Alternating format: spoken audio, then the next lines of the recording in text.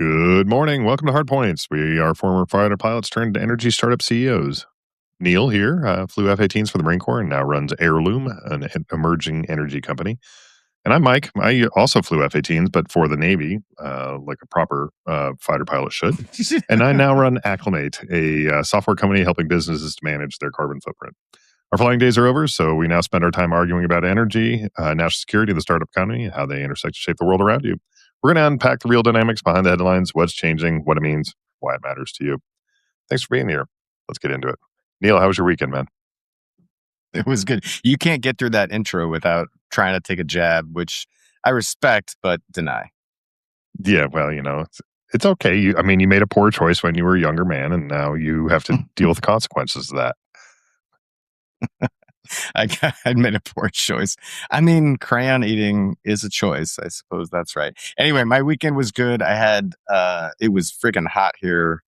And so we went to the pool, but it was good. Yeah, that's kind of a Southern California lifestyle. That sounds pretty good. My weekend was also pretty good. It was also hot. I did some work in the backyard. My sister-in-law and her family are coming to town this coming weekend, so I wanted to have the patio ready. So we did that. Yeah, so it's all this patio that's taken you 2 years to. Not quite, but it has been it's surprising how long it's taken. It's just months of a little extra free time on the weekends in between all the things we're doing for the kids. But it is done with a capital D. So. D, as we say in my house, D-U-N, done. D-U-N. Because you're so smart, SMRT. Just to quote a little bit of Simpsons there for those that aren't following along. But no, it's good. I don't know where I got that from. It must have been some Marine gunny sergeant somewhere. It was like, that's DUN done. Let's go. Yeah. Okay, gunny. I think I also heard that from a Marine gunnery sergeant back in my academy days. So, God love the Marine Corps. I mean, it's one of the only things those gunnies taught me that I can repeat on this podcast. Most of the other things that I learned from them are not appropriate for our audience. No, don't be a coward. You can say whatever you want. No, I am accountable for the words that come out of my mouth, and I just don't think I could. I mean, all right. So here's one. We've been watching. My wife and I've been watching some. One of the things we bonded over was stupid movies. Think Wedding Crashers, Super Troopers. Yeah, those are the best. Those movies, and so we go back and watch them every once in a while. We also go back and watch, there's a host of others that are just from right before that era. And it's shocking how inappropriate most of them are. You watch them through. There's just stuff in those movies. You're just super cringy, not just from cringe, oh, look at those pants, but cringy, you can't, that's super sexist or racist or whatever. And there's just so much of that. But, comedy is funny because it pushes the bounds a lot of times. So it's not that surprising, but it is. We actually had to turn a few of them off. It was just that bad. Yeah. Revenge of the Nerds. There's a scene where one of the heroes and the whole thing is wearing a mask and he ends up having sex with the girlfriend of one of the antagonists. And she's like, oh, you were really great. And it's because she thought it was her boyfriend, which is, rape. Because that's non-consensual. She was under a different impression. Anyways, really terrible way to do things. So there's a few of those from the 80s that are awesome, just really great movies. And there's a few of them you're like, what are you thinking, man? Totally. So this is what I'm saying about the gunnies. Also, the things they taught me are not. Many of them are not repeatable in really any society. Audience, but certainly not this one. Yeah, sure. I'm with you. I'm just giving you a hard time, man. So. All right. So today we're going to talk about a bill that's coming due. America just hit $40 trillion in national debt, and the Pentagon is picking up the tab. So this week, we, for the first time in history, crossed the $40 trillion mark. That number should actually worry you because interest payments on the debt already cost more than the entire national defense budget, which is not small. Last year, we spent $882 billion just paying interest, more than the $874 billion we spent on defense. Today, we're asking what happens to American power when the country can't afford to defend itself and pay its bills at the same time. So, Mike, let's start with the number itself because it's just moved from abstract to pretty real. That 40 trillion gross debt number this week is, it's a number, but like, let's put some sort of framing to it. What does it actually mean? How did it get to that high a number so fast? Because I feel like just a couple of years ago, we were talking about 10 trillion, which was, shockingly high when we were talking about that number. But so how do we get here so fast, and what's the trajectory from here? Yeah. Well, to lean into my Navy days, we're spending money like a drunken sailor. So that has so there we go. It's not all slander towards the Marine Corps here. We also recognize the drunkenness of the United States Navy.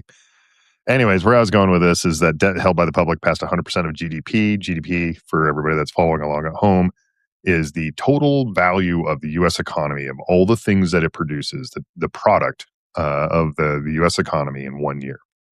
Which means that if I were to make $100,000 as a salary, that my debt is now at $100,000 or more than $100,000. And that's kind of the equivalent if you were to turn the U.S. economy into like a human. That's not entirely accurate because, we all have a lot of homeowners, for example, all have debt that is greater than what they make in salary, but usually that's backed by an asset. In this particular case, the asset is the full faith and credit of the United States government. So this is the first time it's passed that level since just after World War II. The Congressional Budget Office, or the CBO, projects annual deficits will roughly double from under $2 trillion in 2025 to over $3 trillion by 2036, which is going to be averaging about a little over 6% of the gross domestic product over the decade. So it's worth pointing out what deficits versus debt are. Debt is the total amount of money that we owe. Deficits are how much in the hole we are every year. So in that example of the $100,000 salary, if I'm spending $120,000 a year, my deficit would be $20,000. Yeah. So if we have a $10 trillion debt, and then we have the next year a $1 trillion deficit, the next year we'd have an $11 trillion debt. Exactly. Okay. So, anyways, this is twice the level that rate of deficit over the decade is twice the level needed to kind of stabilize the debt. The U.S. is currently adding about $1 trillion in debt every 5 months. It's That's growing crazy. quite drunken sailor. Treasury Secretary Scott Bessent has waved off the milestone, saying that there's nothing magic about $40 trillion, and the country can simply just outgrow the debt. But the Congressional Budget Office's own numbers show the debt growing more than twice as fast as the economy over the next 10 years. This isn't a slow drift. It's kind of an acceleration. And there's feedback loops associated with this that are going to start getting more and more painful. We've kind of dug ourselves into a pretty deep pit, and we just keep on digging, and the slopes are getting steeper and steeper to climb out of it. All right. So you mentioned the Congressional Budget Office just because I spent a year, not a full year actually, but some time on Capitol Hill. The CBO is this neutral arbiter of what is in proposed statutes, laws that Congress drafts. And then it also does a bunch of analysis on the impacts of that proposed legislation. And it's a nonpartisan group that both sides, spin for sure. But the Congressional Budget Office truly is a way to try to remove some of the spin. I'm not saying it doesn't get spun anyway, but when we, like, for example, in what you just described there, the CBO will do, a 10-year analysis of a proposed budget, and the Republicans will say, oh, this is totally neutral, or it only adds a certain amount to the debt. And then if it's a Republican bill, the Democrats will argue like, no, it's going to add more, et cetera. And what they're usually arguing over is some sort of growth figure that the CBO puts in there. That growth figure is like, if this is the standard Republican argument, if we cut taxes, it'll spur economic development. And if we spur economic development, the U.S. economy gets bigger, and then the U.S. government brings in more taxes. So anyway, there is a fair bit of subjectivity to that. But anyway, I just wanted to anchor a little bit on what the CBO is since you mentioned it. Yeah, sure. The CBO, like the Congressional Research Service and other institutions, like it's the sort of good government we used to really pride ourselves on in this country. Nonpartisan institutions that were really trying to focus on giving a groundwork of like what is the expected outcomes associated with this. And it's a great service. Like it is something we should be proud of in this country. It's also worth pointing out the CBO, contrary to all the spin, has generally gotten it pretty right. There's some things that we kind of know in economics, and so if the CBO is saying that this is going to increase the debt and it is not the growth is not going to overcome these deficits, you can probably bank on it. If you were to take this to Polymarket or Kalshi or something like that and say, is it going to happen the Republican way or the CBO's way? You would be a fool to bet against the CBO. Well, and I mean, the Democratic version of that is that if it is the opposite, where Democrats say we're going to increase taxes and it's not going to affect a certain program or whatever. And but I guess what I'm saying is that both sides will look at what the CBO has said and then do whatever they want. Not in every case, but a lot of times they ignore the CBO's recommendations or predictions, I guess. Yeah, Democrats, everybody's got prone to a little bit of spin, but to call it it's not an equal both sides sort of issue here. And so the example that I would give for deficits and debt associated with this is that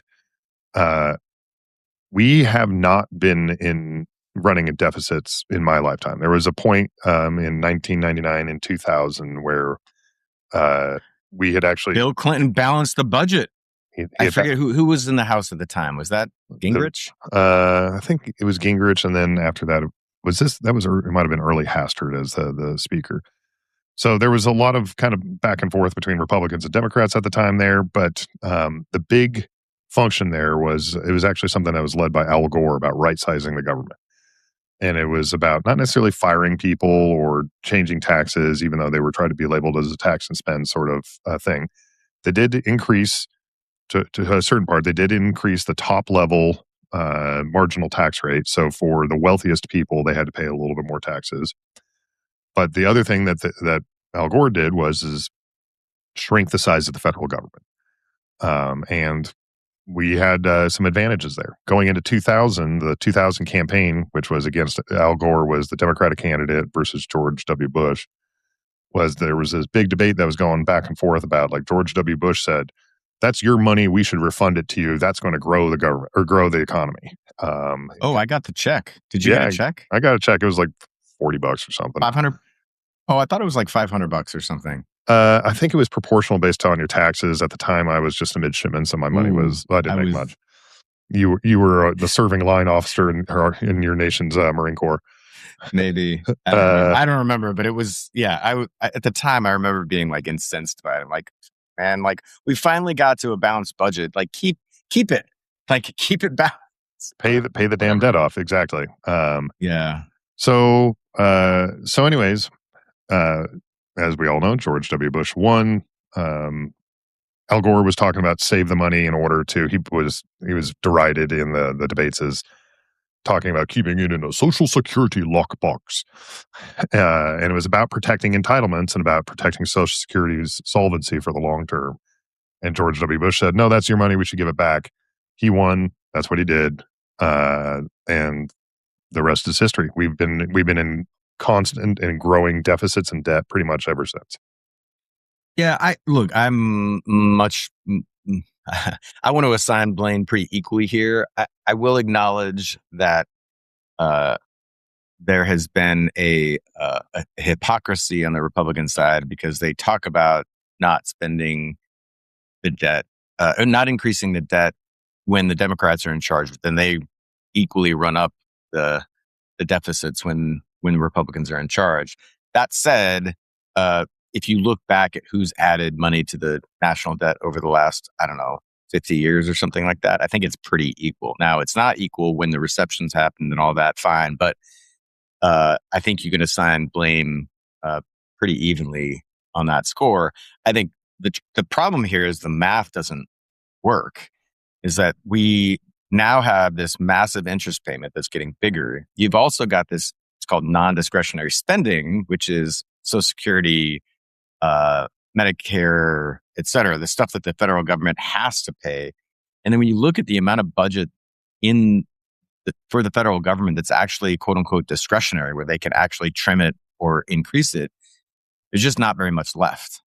Yeah, so when you break out like entitlements, the total U.S. federal government budget is roughly in fiscal year 2025 was about $7 trillion. To put it into context, about 1.6 trillion of that was Social Security, about just under $1 trillion of that was Medicare, about $690 billion was Medicaid, and then you have other mandatory things like federal retirement, veterans, benefits, SNAP, unemployment insurance, which is about $900 billion. Outside of that, you have about $1 trillion in net interest, and then you have $1.9 trillion in discretionary spending. So that's kind of the breakdown there. When you look at like Social Security or Medicare, those are taxes that you pay right now out of your paycheck. We all paid into them. Yep. Your employers that's your money. That really is your money there. And so, yeah. We have been kind of rating that in order to pay for government things, because there was only so much money going in, how much money is going out. There's been a surplus historically. And so we use that as essentially kind of a backdoor tax in order to pay for the federal government without actually raising it. But it did incur a debt to the people that were paying into it, that you would be there.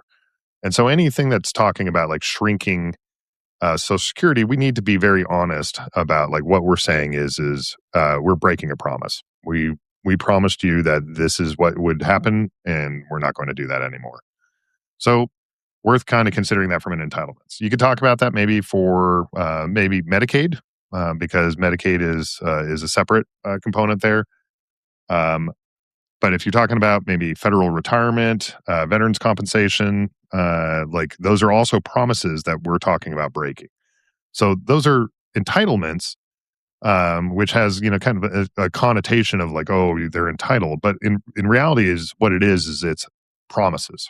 It's a debt that a lot of that's been earned, though, too. Let's be clear. That's what I'm saying is that like a veteran's benefit, when you and I signed up and put our name, on the dotted line there, like there was a certain promise on the back end of that. So we're talking, I want to kind of reframe the discussion of like what an entitlement is versus not. Now, when you look at discretionary spending,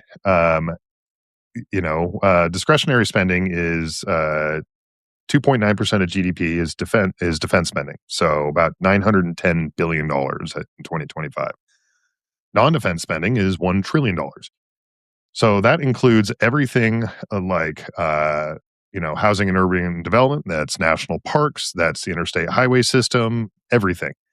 So, there was, I can't remember who it was that described it, but the United States is essentially a healthcare system guarded by a military.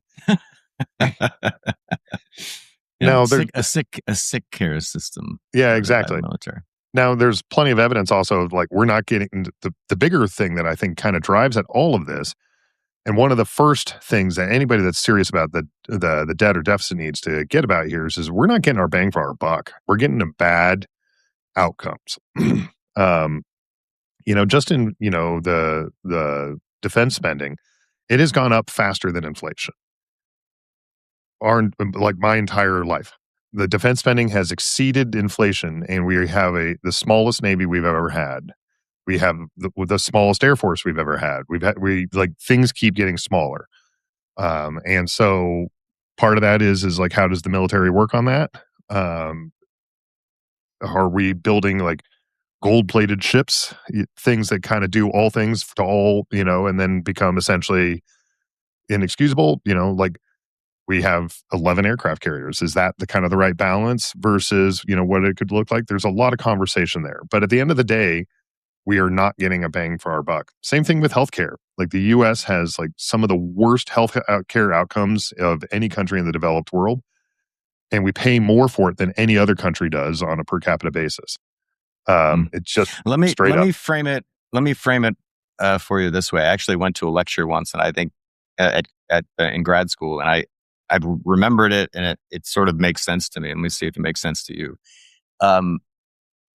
we have in the Western world, this is mostly Europe and America, Canada, et cetera, gotten used to a certain baseline of social services. In Europe, the social services are a bit better, but for the most part, the US has tried to keep up. The difference is that in Europe, they pay way more in taxes because they have to balance their budget. And in America, we've been able to keep taxes low, even as social service expenditures have gone up, just as sort of the European side has. Now they're not equal, but there's a lot. There's parity there. They're on the same basic level. And your points about healthcare, et cetera, notwithstanding, I'm just saying in general, they're the services in America and Europe are about the same compared to, say, I don't know, Thailand, Indonesia. The reason that happens, the reason why we can have low taxes is because the US dollar is the world's reserve currency and because we can borrow basically in an unlimited fashion because we more or less borrow that money for free. And the reason we borrow it for free is because we're, as the dollar devalues, that is essentially, and this gets into super wonky stuff, but as the rate of inflation of the dollar essentially keeps that money free. So let me pause there because I think we're getting to the end of that road where Moody's is now the debt, the national debt. Moody's is now essentially saying like that road is over. That you're now at the point where your rate of debt accumulation is so fast that we don't believe you're going to pay it back. And so, but anyway, let me just pause and give you a second to respond to all of that. Yeah. So Dick Cheney famously in the 2000s, in response to deficits and debt, said that deficits don't matter. And his argument was like what you've been hearing from Republicans the whole time. If we just keep cutting taxes, we're going to grow our way out of this. And you better, frankly, that's what you got to. You're making a big place bet associated with that. I would also push back a little bit on the idea that like we have similar outcomes in healthcare. Just having lived in Italy or in Japan, like my mother, for example, forgot some of her medication when she came to visit me in Italy, and she went to the pharmacy and they just gave it to her. She wasn't even Italian. They just said, "Yeah, no, this is what you need your medication. You have a prescription. Here you go." That was the end of it. And I would challenge anybody to have that experience anywhere in America. Even the wealthiest people don't have that experience. You hear about Canada and Australia. I have friends in both places that talk about the long lines, can't get an appointment, et cetera. I mean, there's trade-offs. I'm not saying it's equal. I'm just saying it's not, again, like think about some very different alternatives. In South America, for example, Ecuador and Bolivia. Is Italy better than America? Maybe, but America is definitely better than Bolivia. Yeah, if we're comparing ourselves to, impoverished developing world countries. Yep, you're right. That's we are. What I'm doing. Hopefully we're better than that. I would like to think that we're better than that. I would also think that we could be better than we are. Okay. That's a place we can go to. So there's a conversation to be had about that. Either way, on the deficits and debt thing is that we have set ourselves up where if we don't grow, and we haven't grown. The U.S. economy has grown massively. It has. Like it's like if you compare like where the U.S. economy was versus Europe 20 years ago versus now, we've massively grown it. And a lot of that has to do with innovation that's happening primarily in the tech sector associated with all of that. And so like there's some things that we need to be focusing on there. I don't think that's necessarily a income tax question for individuals. I think that's much more of like a business regulation about like the ability for people to move from job to job, for example. So but the U.S. economy has grown. It would be hard to grow it faster. We are the world's largest economy, and we'd have to grow it even faster and take up more and more and more of the world's economy into just the United States. So like it's a fool's errand to think that if we could grow this economy even faster to get our way out of the debt problem. And so now we've backed ourselves completely into a corner where the solution, frankly, is because most of this debt, we like to talk about it being like China, and in the 80s, it was talking about Japan or whatever. You can talk about other countries, but the reality is most debt is held by Americans. Like it is, it's treasury bonds. It's all different sorts of government instruments that are held by Americans. And the way that we're going to get out of this is in part probably through some degrees of austerity measures, which are going to be painful. Oh yeah, And people are gonna love that. yeah, it's going to be miserable. Like the things that we're already spending too much money on to get a certain degree of service, we're going to get less service for that. Is essentially what we're going to be getting, and then it's going to be inflation.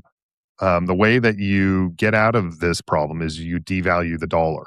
You say, okay, well, if I owe you, $1 billion, well, I'll make $1 billion worth what $500 million is now. So congratulations, I got out of it by making your investment into it down worth less. So I alluded to this. Yeah, which is why Moody's is downgrading our debt rating, because now the full faith and credit of the United States of saying like, hey, this is what you're investing in. It's high quality AAA bond rated. Not anymore. Yeah, AAA is awesome, but before we freak out, S&P did the same thing in 2011, and Fitch did it in 2023. So these are the top three agencies who do this kind of credit rating stuff. This is just the latest. That said, to your point, this is where I get a little less worried. This is why Scott Bessent isn't as worried, and I get a little less worried, because as the world's reserve currency, we have the ability to do what you just said, which is we basically get to borrow for free because inflation impacts both what's happening in the US and what's happening to the national debt at the same time. And that's a privileged place to be. And in addition to that, you get, folks on the Sunday talk shows saying, well, like, what happens when we're not the world reserve currency? And the answer to that is there just isn't an alternative. The only two viable alternatives are the Chinese RMB or yuan or the euro. And both of those have their own issues. And if you dig into either of those, you're sort of like, yeah, that's not going to happen anytime soon. Could it happen a decade from now? Sure. But neither of them are going to happen now. That's true.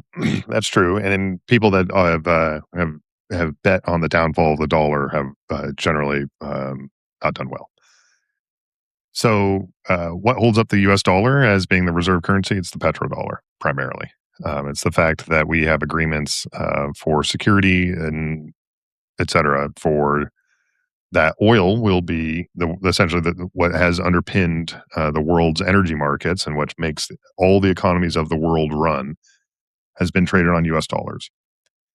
The weakness that we have associated with that is primarily agreements associated with oil out of the Middle East. We just closed the main conduit for oil out of the Middle East. So that's become a problem. Some of the oil that's coming out now is starting to be traded in Chinese currency or occasionally in euros. So that is starting to weaken the whole idea. You add into that, which is the overarching theme of climate change, which is the world's largest forcing mechanism in the history of markets. And the world is transitioning rapidly as it can, not rapidly enough, away from oil. And so as you start onshoring the domestic production of energy in the form of just capturing photons from the sun or wind, if you're, not a weirdo about wind turbines, if you're capturing that sort of stuff, that starts to undercut that. That's part of actually the Chinese goal associated with why it's part of it was part of their strategic plan, their 5-year, their 14th 5-year plan was around renewable energy, is because it undercuts the value of the petrodollar. And the economics are there. That is going to happen. It's not a question of if, just a question of how long. So there's some things there, again, as we put ourselves further and further into the corner, the wall, or maybe to mix metaphors here, get ourselves deeper and deeper into the pit. The walls are getting steeper and steeper to climb out. We're not totally out of the ability of being able to climb out yet, but you see the end game. Everybody knows it. But there's no political, this is where we come back to, though. Is there any political will at all? The reason we're in this spot, and this is also why I like that framing of Europe versus the U.S., is the U.S., to get out of this hole, would have to raise taxes. or decrease services. One of the two, right? We're getting a bunch of stuff for free because we're borrowing against the national debt. If you're going to balance that out, you either have to decrease services, which nobody's willing to do because a politician is like, well, I'm not going to campaign on that. And I'm also not going to vote for that because that would be my last vote. I'd get voted out in the next election cycle. Or I have to vote to increase taxes. And of course, nobody wants to do that either. The Democrats' version of this has been, I'm going to vote for increased taxes. Their problem is that they just increase the services along with it. Republicans say, we're going to decrease taxes, and they just stay silent on whether or not the services are going to go away or not. But basically, they just keep that level. So neither side has the political will to do anything about it. I think that's partially correct, but I also think it's a bit of a false framing. Because if we were to look back at like the most recent time that we balanced the budget, it wasn't by cutting. There was an increase in taxes on the top level there, but it was just on the wealthiest Americans. Really didn't affect the vast majority of Americans. And we didn't really decrease services. We just made the federal government more efficient. And that, I think, is the absolute play that we have to hear. We're not getting our dollars worth on the things that we're spending on right now. Yeah, I would just come back with like, we did that once. When I'm, the framing I'm providing is all the other times. I suppose, the U.S. government did pretty well after World War II. The economy grew there, but we also didn't really cut services. We just kind of cut spending mostly in the defense sector associated with that. But like we moved into like the Great Society in the 60s and didn't run nearly these kind of deficits. We can do this. We have done it. Historically, we've had those kind of tax rates to be able to support that. And it's really the top marginals. That's how I see this. We got to get more for the dollar that we're spending. And frankly, the idea that Warren Buffett pays lower tax rate than his secretary does is an indictment of our system. Like that's why wealth is collecting at the top. That's why a lot of people are struggling to get by. Yeah. Yes. I think, I also don't see how we're going to get more for less out of this is a government after all. It moves slow. It adapts when it needs to. It's a big, heavy bureaucracy. I don't know. I think I'm sort of skeptical that we can ask the government to do more. I'm not going to go as far as Reagan, and it's like the worst words in the English language are when somebody knocks on their door, it's like, I'm from the government, I'm here to help. Remember that quote? I do, but I'm not that far. I'm not. Even in Reagan's defense, and you'll rarely hear me say that, the preceding words to that, in this time and place, right? Which it was, and he had an argument that that tax rates, which in 1980 were much higher in like the government support systems, et cetera. It's frankly in the current government's defense, one of the things that I'm most supportive of is we need to get a lot more bang for our buck, literal bang, from the defense appropriations. Yeah. Right. We need to get a lot more money associated with that. And there is an appropriations overhaul. We need the government to be more efficient, and we need to be unlocking what this economy is really good at, which is innovation and cost effectiveness. Do you think the defense budget's going to be more than $1 trillion this budget cycle? Oh, yeah. Hands down. It already is, because we have special appropriations for all the munitions that we've been tossing into Iran. They're asking for 1.5 trillion. I think word on the street is it'll be closer to 1.2, but still, holy crap. It's worth pointing out every time we do that is a theft from our children. This will come due. They will pay for it in the form of inflation, or in reduced services, or in a loss of things that they've been paying into that they are entitled to. We are breaking promises, and that's what we're doing. But I bring it back to the political will. Like 20 years ago, this was hard, right? The last time we did this was 1999. But now we're in an even more polarized world where, if you step outside the lines from your party, you're going to get primaried, and therefore everybody just votes with their party. And there's no incentive to be a middle of the road, cross the aisle kind of politician. You're just incentivized to stick with your team. And again, if you look at the incentives to either raise taxes or decrease services to make, I don't know. I mean, like, I just don't see the political will. I also think that if you talk to people who make, the highest level, they should all be saying, sure, I'll pay more taxes. But the real tax base, the folks who paid the biggest chunk of the tax base, are kind of right in the middle. They're not the lowest income folks. They're not the highest income folks. They're kind of right in the middle. And most of those folks, I don't like I put myself in that too, sort of squarely middle class. I don't feel rich. Like I feel like if you increase my taxes, I'd be like feeling the pain with all the inflation over the last 5 or 6 years, with just trying to keep up with daily life of raising 2 kids. Like as much money as, if you had told me I was going to make the amount of money I make today in like absolute dollar terms, you had told me that when I was in high school, I'd be like, I'm going to be rich. But now I don't feel that way. And I think most Americans don't feel that way either. Oh, 100%. I don't think we should squeeze the middle class. Again, if past is precedent here, it was done not by squeezing the middle class. It was actually by making the wealthy pay a higher marginal rate. I don't think we should be squeezing the middle class. Matter of fact, the de facto of not doing anything is squeezing the middle class, because we are going to be forcing more inflation. And that is going to be off of the retirement accounts of middle class people. That's who's going to be paying the bill here, is the retirement accounts of middle class people. You're going to feel more stressed about your retirement. It's not the wealthy that are going to have that worry. They're going to have plenty of money because they're going to have just plenty of money because they've been able to amass so much wealth so quickly.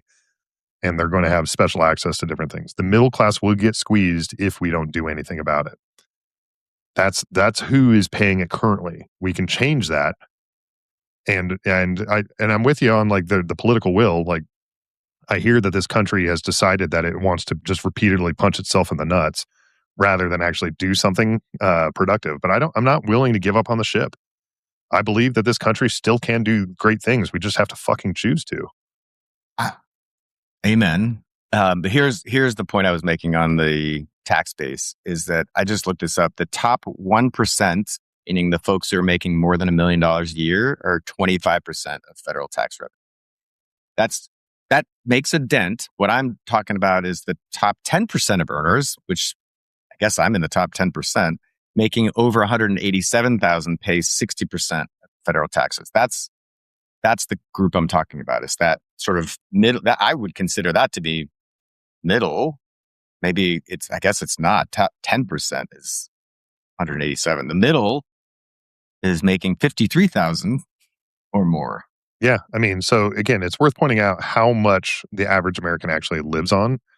And like that if we're taking away services from them, we're making their lives, we're in many ways immiserating them, right? If you're top 10% of income earners, it's worth pointing out, again, it's the marginal rate. So I don't know what the dollar amount is, but if you hit the top 10% at $200,000, we'll say of income, you're only paying that tax rate above the $200,000, right?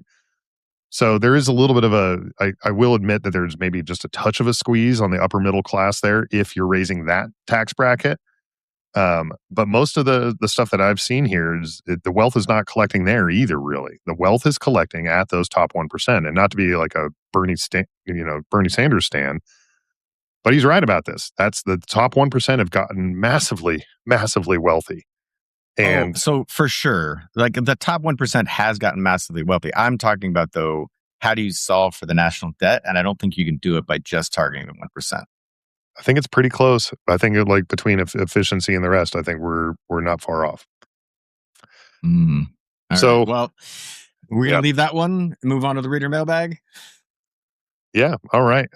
So from Tiger Linney, Tiger 8 Linney 788, a couple days ago, she wrote, I think it's a she, a cruel and hateful statement from someone who has never hidden the fact that he despises our warriors and denigrates the fallen. Denigrates us, the fallen, I guess. We should note this is about the Abraham Lincoln, the USS Abraham Lincoln episode. Yeah. Tiger Linney continues on to say, an ignorant, uneducated statement from a draft dodger too weak, lazy, and incompetent to ever have dared serve the country he is now systematically destroying. What do you think if you were to try to climb through the the hatches, you call them knee knockers. Do you think bone spurs would prevent somebody from walking through those? Well, so it's worth pointing out that there's two different types of doors on a ship. There's the doors that have like the knee knockers, and so they call them knee knockers because there's like a lip that comes to about mid shin that you have to kind of step over that you can close, and it's a watertight door, so in case there's like flooding during combat or something else. And then there's the hatches that are like proper hatches, like it's a hole in the floor that you have to kind of climb through. That's pretty tough for me, just because like I had to like swim my shoulders through those two things when I would go through that. But like, and I'm, I'm not a skinny man, but I make the president look rather svelte, or the president makes me look rather svelte. I don't think that dude would be able to fit through that. And his shuffling gait, I doubt that he'd be able to kind of. He couldn't even walk through that ship, let alone serve. The bone spurs would prevent it. He would do it, but for the bone spurs, I'm sure of it. Yeah, they would hoist him onto the flight deck, and let him wave, and then hoist him off. Oh man! All right. Amy DeConnick says, I'm a little behind on my listening, but I was really happy to hear Mike say, quote, just because something is legal doesn't mean it should be, unquote. I strongly believe this, Amy says, and I feel genuine relief hearing someone else express that sentiment. So you found a kindred spirit, Mike. Yeah, ethics and law are separate things. My mother one of the things she taught me is that your ethics should exceed the law, and it should also inform the laws that we create. And if something is legal and it's unethical, it's not in the interest of the American people, then we, within the constraints of the Constitution and the Bill of Rights, we should probably make it illegal. Like if it is damaging to people and it's unethical, like what are we doing? So yeah, I'm glad to hear you're out there, Amy, and I'm glad that you continue to listen to all the things that I just throw out into the internet there. No, I think that comment makes me think about, and your response makes me think about, America is an experiment. We talked about it at the top of the show. Things that we thought were appropriate 20 years ago just aren't now. And so morals, ethics change over time, and so should laws. The arc of the moral universe is long, but it bends towards justice, was a quote of Martin Luther King. But it's worth remembering it doesn't bend on its own. It bends by the common American, common man and woman, getting out there and saying, this is not right. We are going to do better. So here, Amy. All right. On the nuclear episode, we have somebody by the name of Pippering. It says, with the madness and instability and open hostility running rampant in this world, it feels like a threat to hear or read the word nuclear. One would think that with all the threats to the global oil pipelines and supply chains, that more governments would welcome alternatives like wind. Yeah, no surprise here. I agree with you, Pippering. I don't have a problem with nuclear for all the reasons we discussed in that show, other than the fact that I don't think it's a very time effective solution to our problems. Just takes a long time. There's a lot of security issues you have to deal with. Like it's probably overregulated, but there's not a scenario where I would want it to be underregulated. And under the amount of regulations associated with it are always going to be more in any sane world, are always going to be more than what you'd have on wind and solar. And then when you look at the cost competitiveness, I just don't think it'll actually compete from an economic model. So people can talk about nuclear, but we should be talking about wind and solar. Yeah. For me, it's all the above. I'm a wind guy, fine, but wind doesn't work everywhere. Solar doesn't work everywhere. Nuclear doesn't work everywhere. Case in point is Japan, after Fukushima, basically turned nuclear off. Germany turned it off because the population wouldn't support it. So there are pluses and minuses to every generation type. Nuclear's got to be an option. But Mike, what are your goods, bads, and others this week? Yeah, for my good is I've been putting together this conference for folks in the promotional products and branded merchandise industry of sustainability leaders. I've been working together with a committee of other like-minded folks, so this is not a solo effort by any stretch. But the name of the conference is called Proof Over Promises, and it's about untangling what people report around sustainability and about avoiding greenwashing and making it about actually showing the work that is happening on sustainability and turning that into a long-term strategic advantage for a company and a short-term That's sales awesome. advantage. And I am That's stoked. awesome. It's really coming together. It's going to be up at Winter Park in September, which is the right time of year to be up there. The aspens should be fully gold by that point. So and there are just a lot of good people. So I'm looking forward to that get together. Very nice. For my bad is it feels like do you remember the South Park movie when we were younger? Um, Yeah. and in the South Park movie, there's like the blame Canada, and they decide to go to war with Canada. Oh my And gosh. it's just absurd because it's a fucking absurd thing. Well, it's absurd art. That's our absurd reality. So the president of the United States continues to pick a fight with our closest ally, our brother in arms, in so many different ways, our best friend on the planet. Frankly, it doesn't make any fucking sense. We had that episode with about Canada before. Obviously, got a lot of heated comments from our Canadian listeners. I agree with you guys. Just know that I'm with you. I'm sorry that we elected this arsonist that is trying to burn down everything that is good and just in this relationship. And I hope that we can make some amends to it in a future administration. But I also understand that, like, the United States has permanently damaged goodwill between the two countries.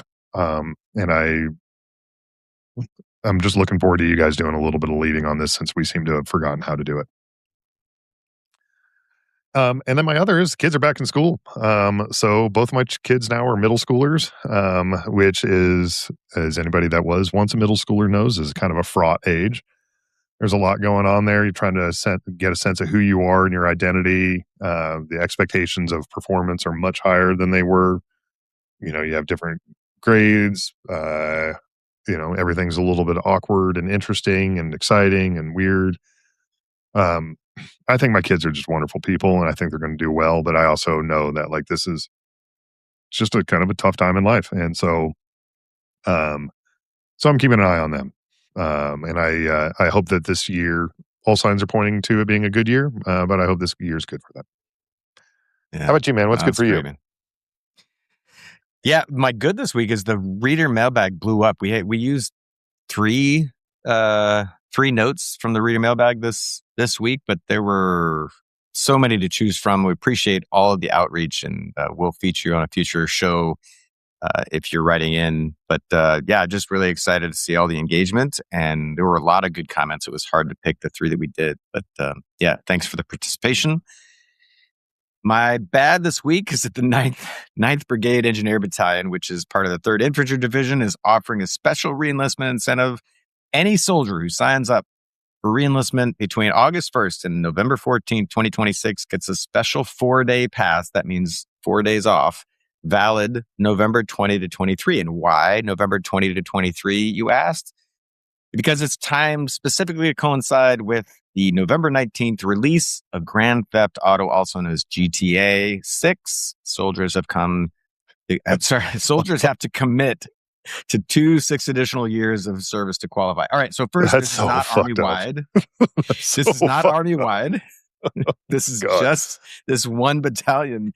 But this is bad. This is my bad because what the fuck? First of all, GTA has a lot of issues. Talk about, I don't know, if you don't know GTA, Grand Theft Auto, you're like teaching kids to be, I mean, it's a video game. Let me not, like, I don't want to overreact here, but there's a lot of bad stuff in GTA. I won't let my kids play it. Let's just say it that way, right? Yeah.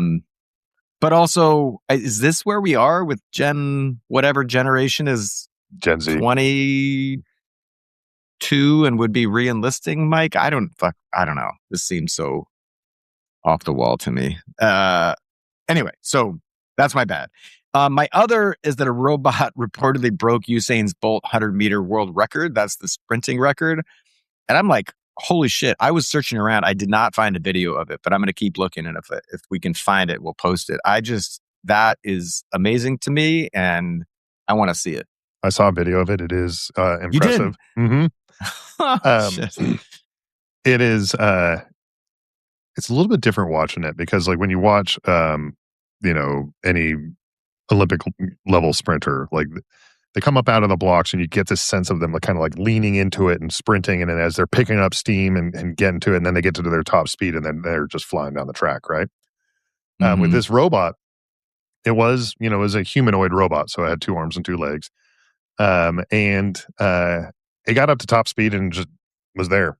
So it was just like beep, beep, beep, beep, beep, beep, beep, beep. And then it was also like super flat.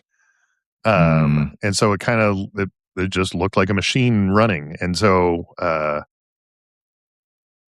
here we go. I don't know. Okay. Give him a machine gun and an AI and see what the fuck it does That's to us on the battlefield. that's where my brain went. You're like, holy shit. Because like Usain Bolt gets tired after whatever number of seconds, right? But that machine's probably not getting, I mean, they'll run out of batteries eventually. But yeah, you hand that guy a machine gun and what's next? It's a brave new world. All right, Anyways, man. that's it for this episode of Hardpoints. Thanks for listening, for being part of the conversation around energy, national security, and the startup economy. If you have a question or comment about today's show, as we have done before, please send us an email and we may feature it on a future episode. Our email, as always, is hardpoints.show@gmail.com. In addition, make sure to follow us wherever you get your podcasts. Share it on social media. Please do. That would really be a big favor for us. And send it to someone who might appreciate it. Thanks again for joining us. Hardpoints is brought to you by the Valor Media Network. See you next time.